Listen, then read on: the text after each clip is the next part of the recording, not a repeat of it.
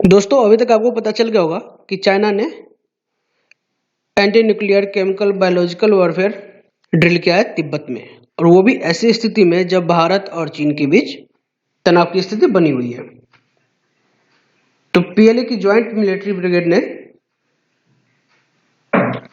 अभ्यास किया है, और इस अभ्यास में कमांडो, सशस्त्र समूह और केमिकल वॉरफेयर की ट्रेनिंग पाए हुए सैनिक शामिल थे, जो पीएलए की अलग अलग विंग्स का हिस्सा है।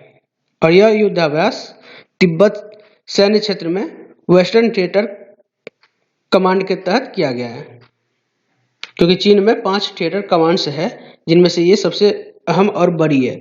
और भारत के साथ जो अभी मौजूदा तनाव है उसमें इसका अहम रोल है। चलिए आगे देखते हैं कि ये युद्ध जो होता है, ये रासायनिक हथियार का युद्ध होता है, वो होता क्या है। रासायनिक हथियार होता क्या है वो देख लेते पहले।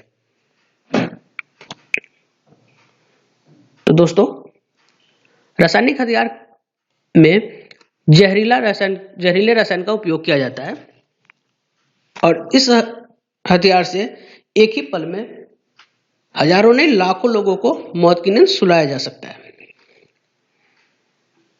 और इससे नर्वस सिस्टम जो होता है, नर्व गैस की वजह से वो प्रभावित होता है। और इसमें बहुत सारे गैस का उपयोग किया जाता है, जैसे सारिन को बनाया किसने वो देख लेते पहले। जर्मन वैज्ञानिकों द्वारा 1938 में सारिन नामक रासायनिक हथियार को तैयार किया गया। इसे हानिकारक कीटों को मारने के लिए एक कीटनाशक के रूप में तैयार किया गया था, परंतु वर्तमान समय में यह सबसे खतरनाक नर्व गैस मानी जाती है। रासायनिक संरचना में यह दूसरे नर्व एजेंट जैसा ही है। तरल रूप में यह गंधहीन और रंगहीन है। वाष्पशील होने के कारण यह आसानी से गैस में जो परिवर्तित हो जाता है। उसके बाद होता है दोस्तों ताबून।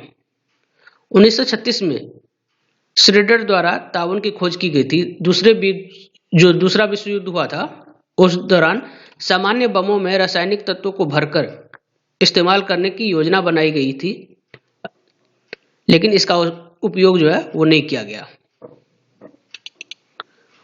और अगला होता है ये मस्टर्ड गैस। इसका उपयोग प्रथम विश्व युद्ध में हुआ था, और ये बहुत घातक मानी जाती है, लेकिन दूसरे गैसों की तुलना में कम। इसके संपर्क में आने से 24 घंटे के बाद इसका प्रभाव दिखता है, इसीलिए दूसरे गैसों की तुलना में इसे कम घातक माना गया, लेकिन घातक होता है। अगला होता है फास्टजेन।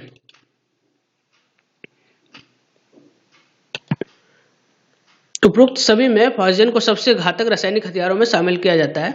प्लास्टिक और कीटनाशक के निर्माण में प्रयुक्त होने वाली फास्टजेन एक रंगहीन गैस होता है। अब फास्टजेन के संपर्क में आते ही सांस फूलने लगती है, कफ बनना शुरू हो जाता है, नाक बहने लगती है।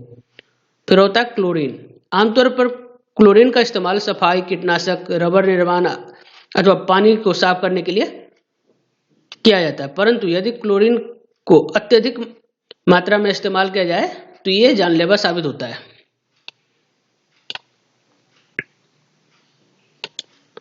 और कुछ होता है जैसे आंसू गैस, पेपर स्प्रे, ये सब भी होता है, लेकिन ये सब नॉर्मल होता है। चलिए आगे देखते हैं कि अभी तक रासायनिक हथियारों का उपयोग कब हुआ। तो प्रथम विश्व युद्ध में क्लोरीन और फास्टजेन गैसों का उपयोग किया गया था। उसके बाद मस्टर्ड गैस का भी उपयोग हो चुका है,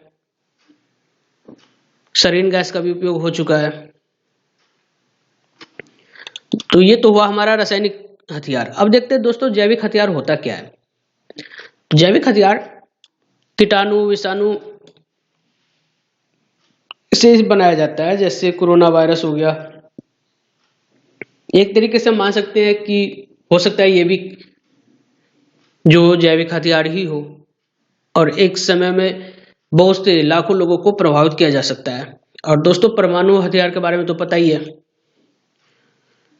और परमाणु हथियार का उपयोग तो अब शक्ति प्रदर्शन के लिए भी, यानी एक देश दूसरे देश को डराने धमकाने में भी करेगा। और एक समय ऐसा भी आएगा जब आने वाला है 10 सालों में, जब चाइना सबसे ज्यादा ये परमाणु हथियार रखने वाली देश बन जाएगी। चलिए, इस सब से निपटने के लिए एक होता है सूट।